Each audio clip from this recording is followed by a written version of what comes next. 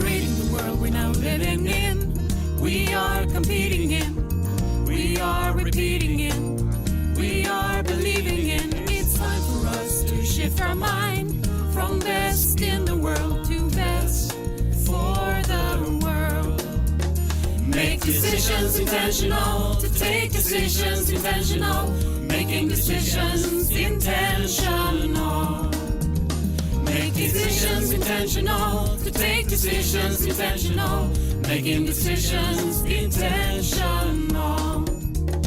It creates a new world to mind a shift, intentionality, perceptuality, conceptuality. We are choosing to shift our mind to best for the world, best for our world.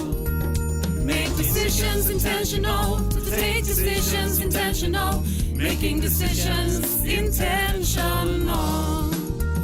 Make decisions intentional, to take decisions intentional, making decisions intentional. Unmute us.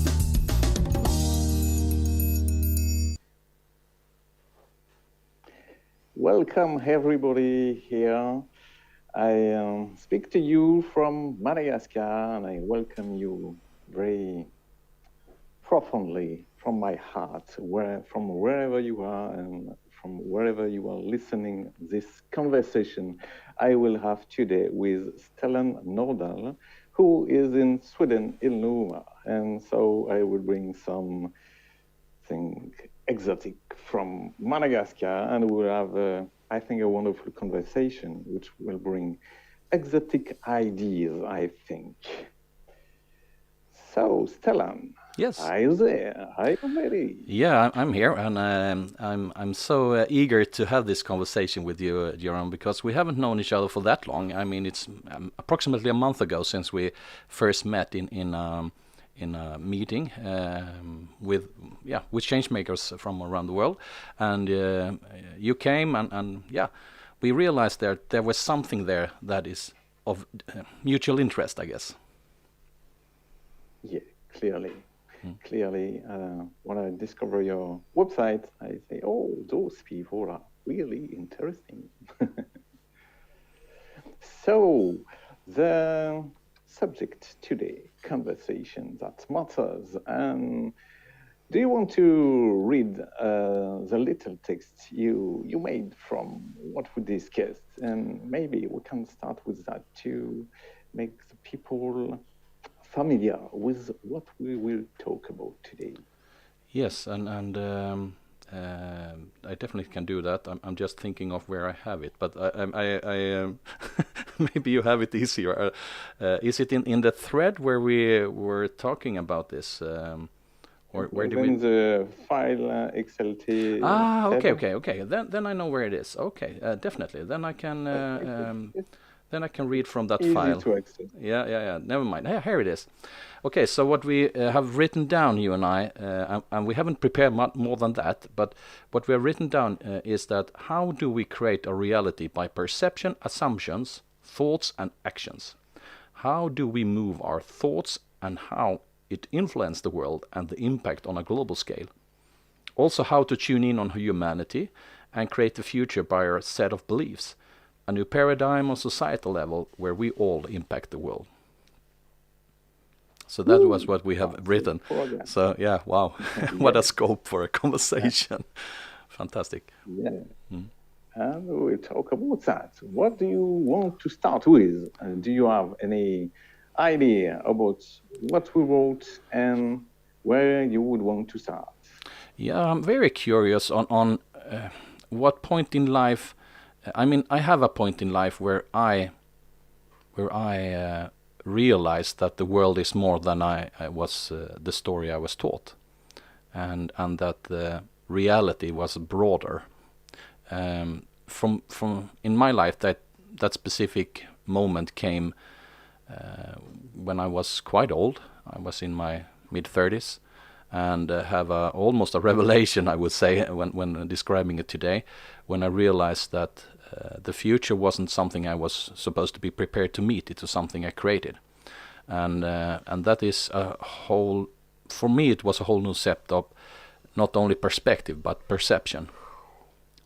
So yeah, that's when I got some kind of a new worldview. Maybe you've had it since you were a kid. I don't know. I didn't. And yeah, in fact, it was for me. It was a process.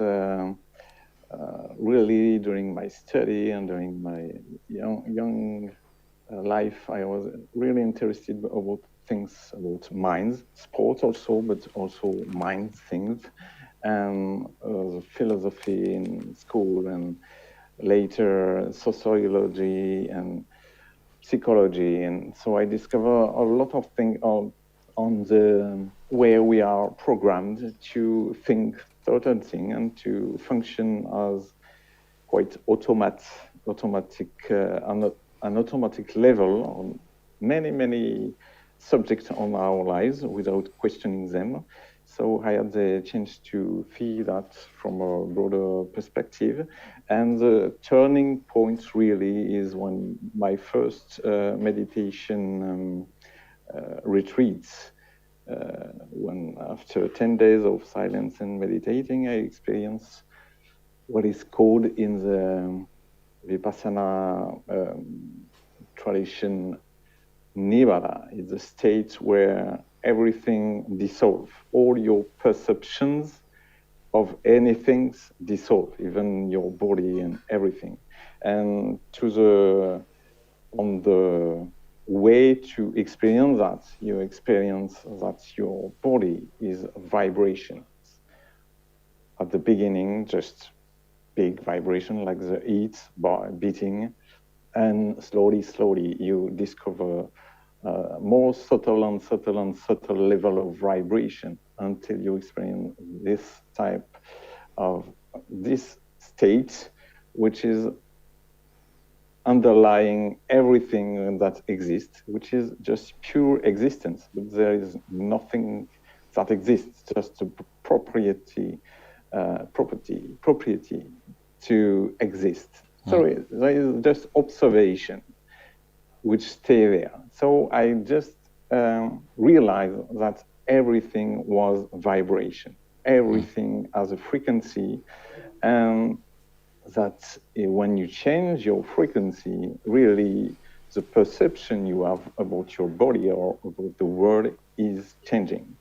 So the world is mirroring really what you are broadcasting from inside.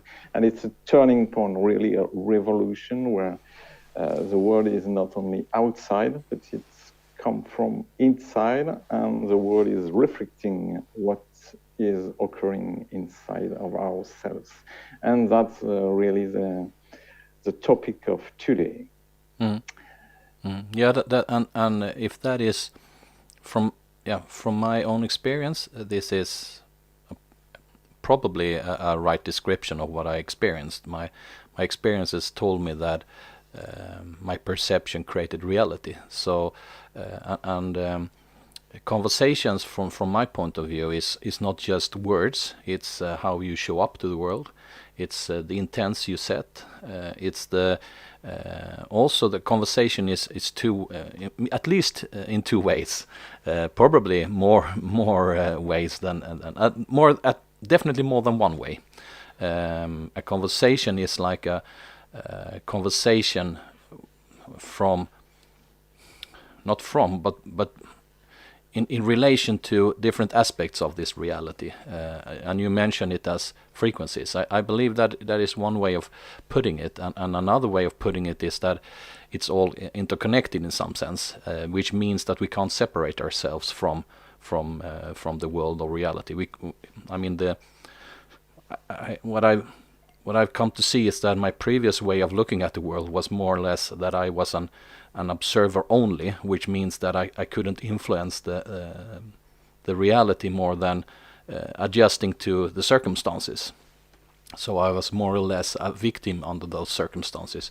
But from this point where I realized that the reality was much wider and broader, I also realized, from my point of view at least, that I was a creator of my own, not only my own reality, but a creator of the reality, or that's a good question. We don't know that actually, if there is some kind of a objective reality. We don't really know that. Maybe it is, maybe it's not. I don't know. Maybe I can put something on this idea that from a certain perspective, there is an objective reality. You can touch the table and it's there, you would say that. And we have an agreement which is not conscious, but we are told in our childhood, this is a table, this is a tree. So there is perception agreements that makes our reality objective at a certain level. And from another perspective, another point of view, in fact, there is no objective reality. Everything is from the subject, from that specific angle or perception. Yeah, it's because we are really imprinted with those agreements that the table, for example, has the solidity, but for a radio wave, it has not the same solidity. And we can evolve our agreements and free ourselves from certain unconscious agreements that we have. And doing so, we see that the reality, external reality, mirror our inside transformation. So the more we think there is an objective reality, the more we solidified it, the more we think it can change and it's more fluid, the more it acts like this. It really reflects all our beliefs, all our convictions, all our assumptions. And in fact, we live in the projection, like in the cinema, like in a movie theater. We live in the projection of our own beliefs. And so when we are sure about something, when we are assuming it's real, we experience the reality more like that. We can also have a disposition to change our mind, to evolve, or to be surprised, or to be shown that we are not right, and it can evolve. It doesn't mean that I'm sure of that, and it can change.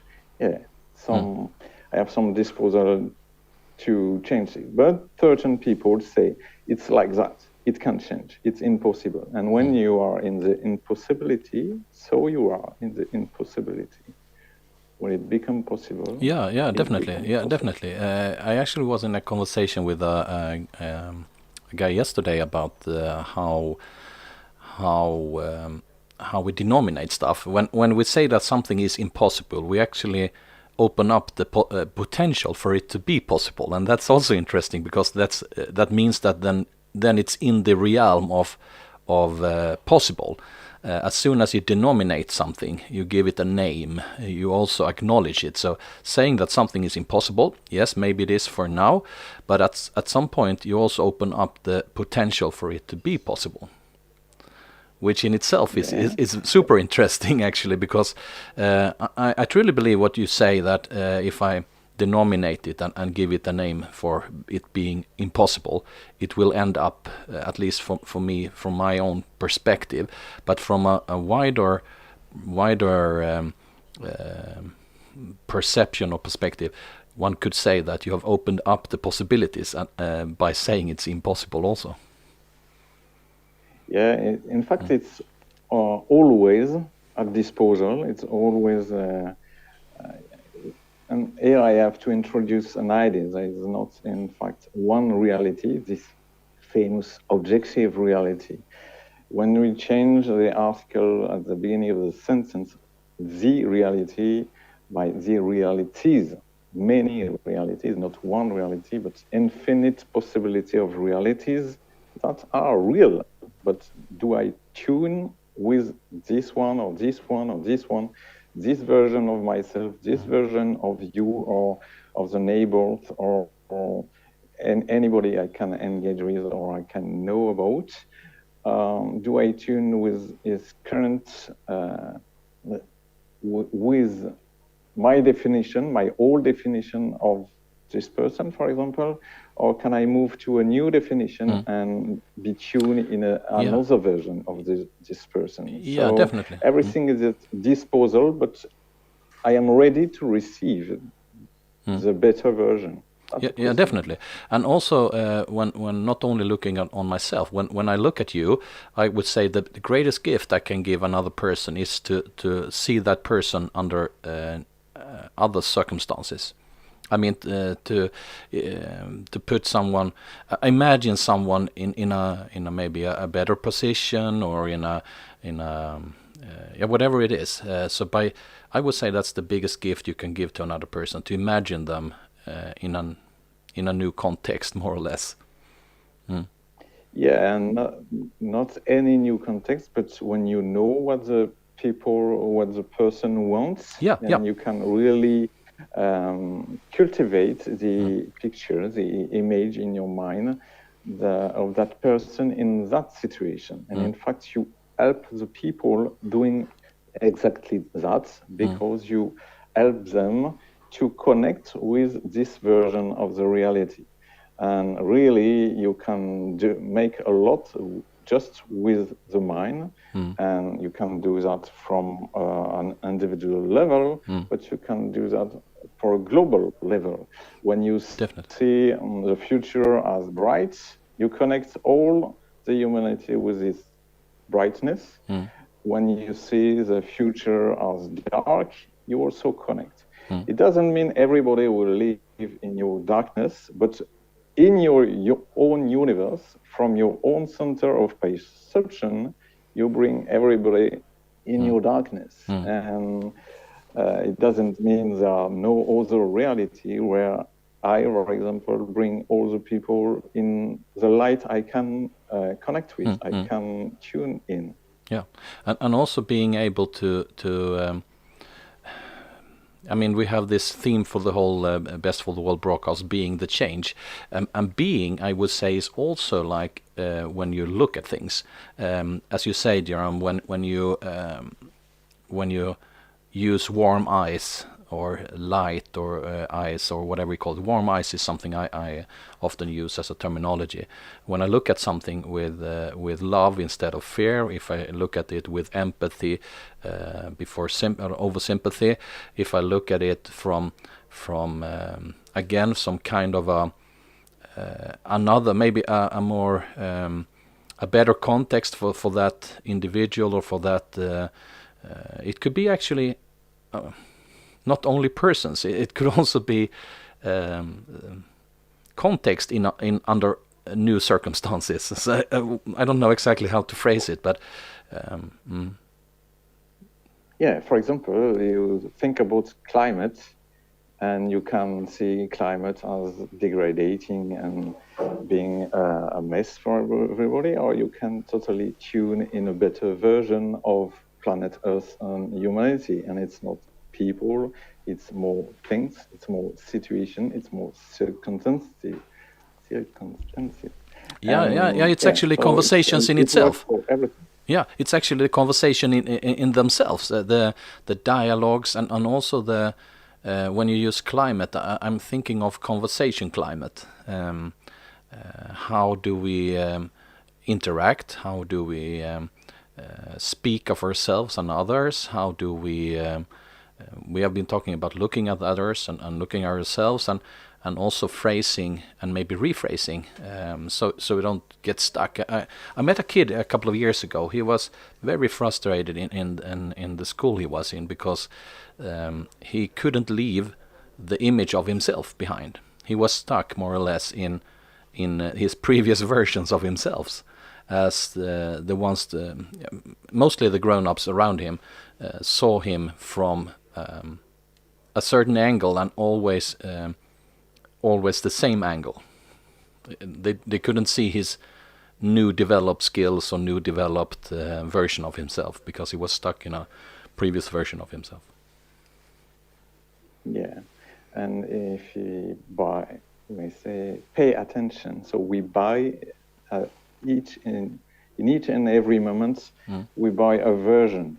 So by our inner conversation, we really create our reality, and we have inner conversation at any time with anything, with objects, with people, with situation. And the more we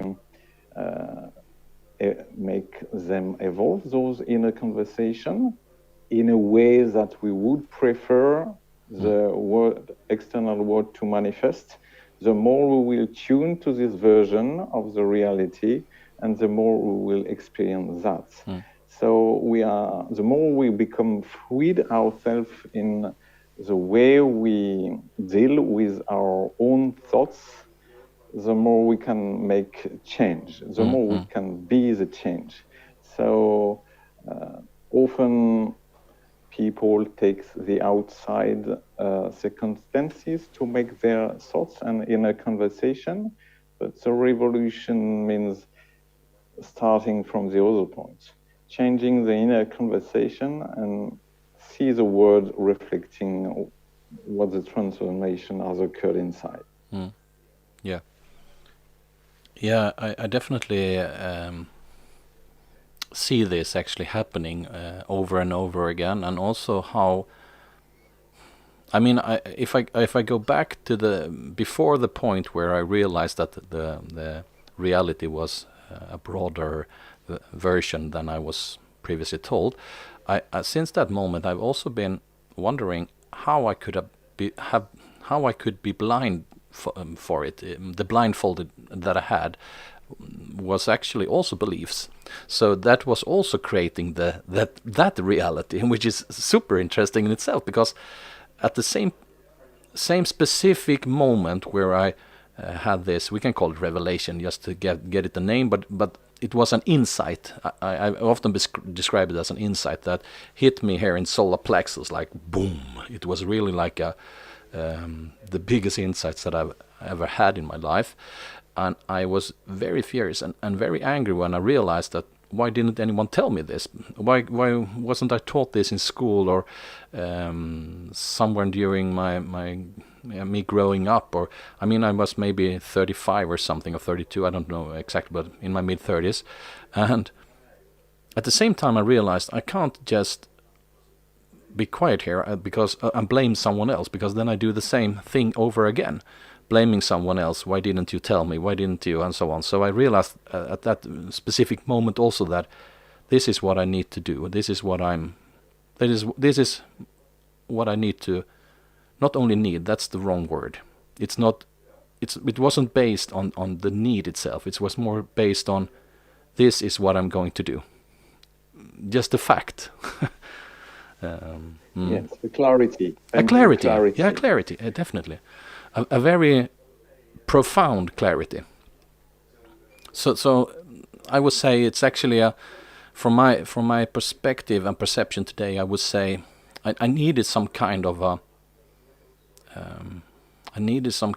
a description making the new reality possible, because in the previous version of the reality I was told, some of my biggest experiences in my life, the biggest moments I had, couldn't exist. So, which was quite odd in itself, thinking about it.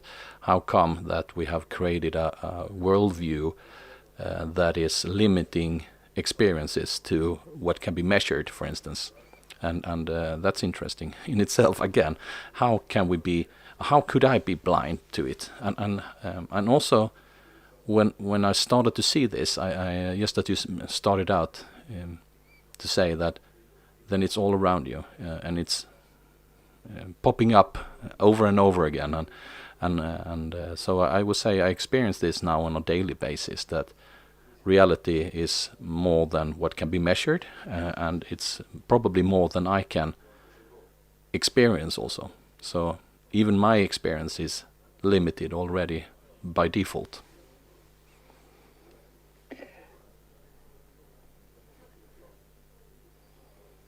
We can expand. There is not a limit on our possibility to expand, and so to receive the broader perspective. So often we re-limit ourselves in our new view, and we have to abandon this one again and again and again to be able to broaden again and again the perspective.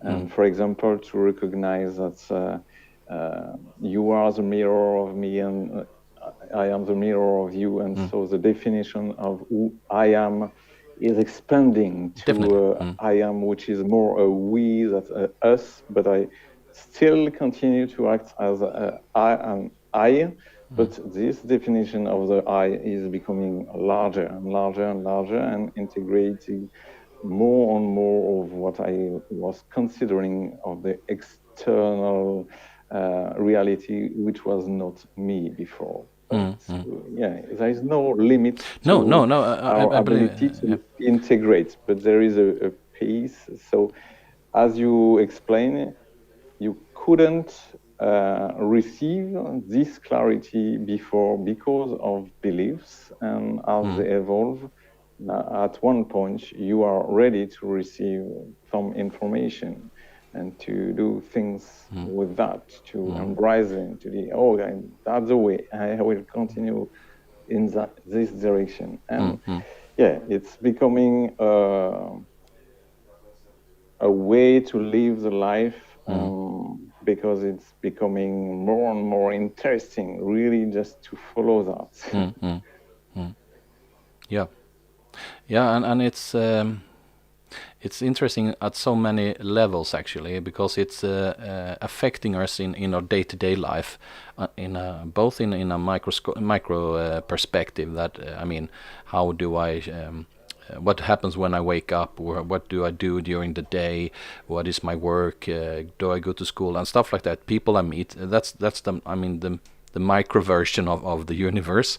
And then also in this global scale that you mentioned, that this is how we create the reality. This is how we both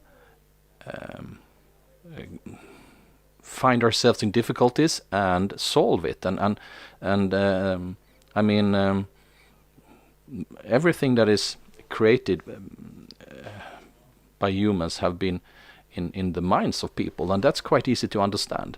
So why do we limit ourselves then? And I've been thinking a lot of it. I think a lot of people talk about fears and stuff like that. I that could be one of the explanations, of course. But I truly believe that it's more of how we look at the world and how we look at humans and how we look at living organisms and the universe itself.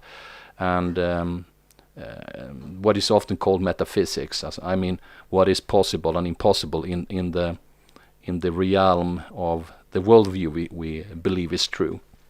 And of course, if we have a religious worldview, or if we have a scientific worldview, or a philosophical worldview, or a homemade worldview, it doesn't matter, because that worldview will be both your potential and your limitations.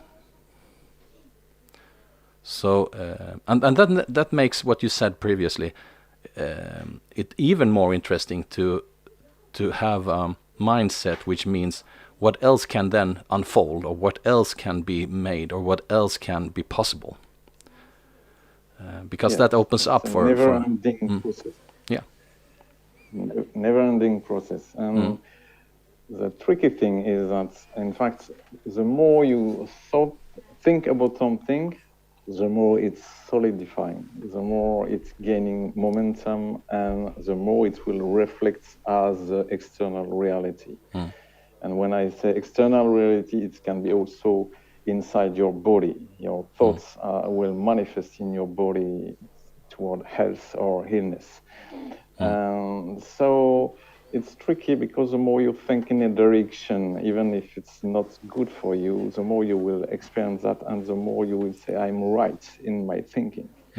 So it's true. It's true. So you have to integrate and to go out of the box of what is true and what is not true by saying, okay, I create the truth by giving my attention, giving my focus to something.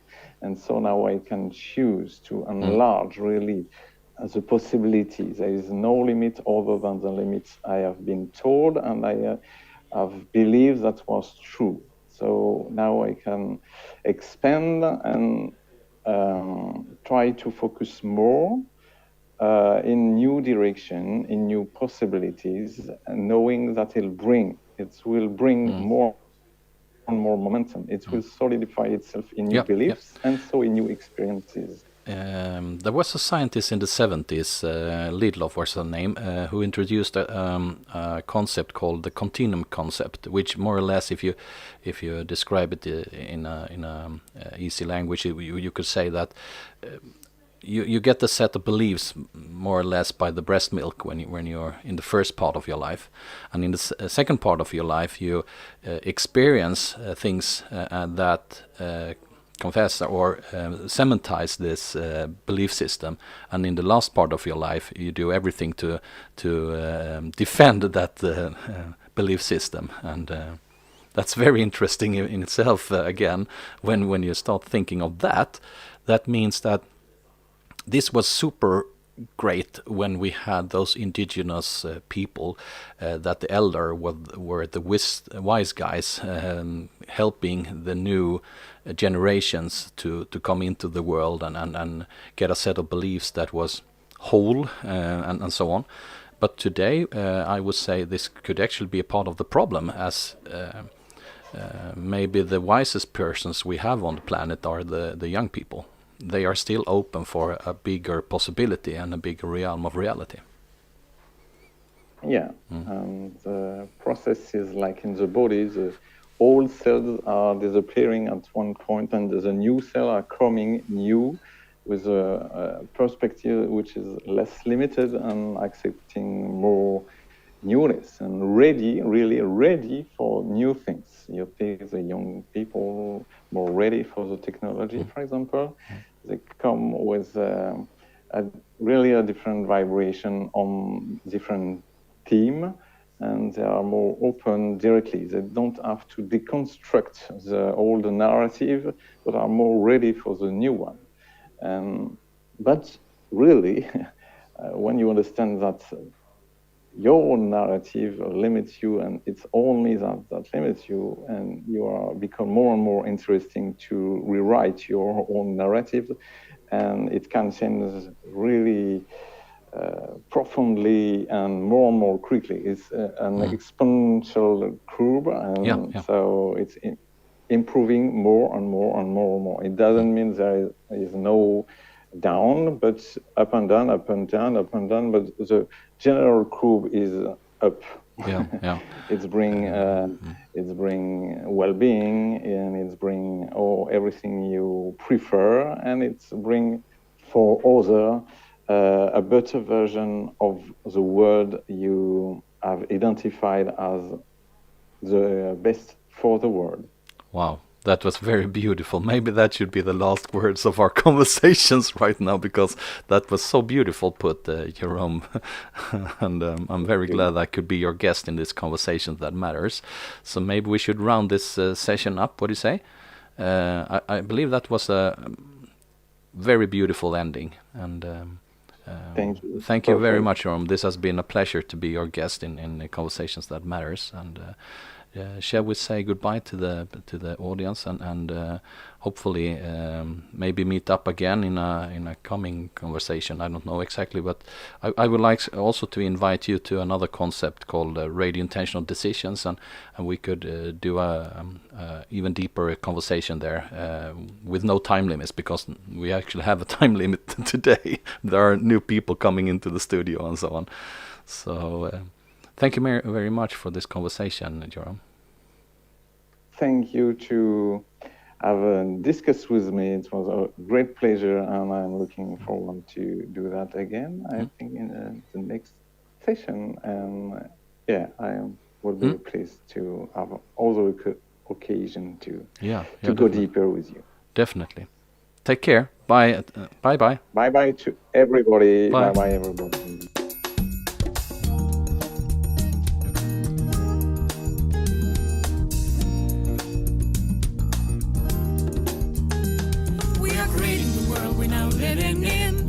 We are competing in, we are repeating in, we are believing in. It's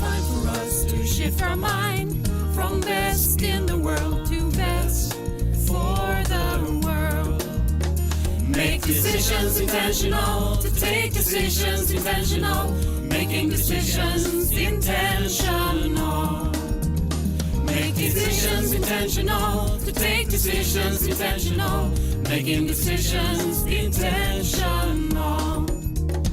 It creates a new world to mind a shift, intentionality, perceptuality, conceptuality. We are choosing to shift our mind to best for the world, best for our world. Make decisions intentional, to take decisions intentional, making decisions intentional.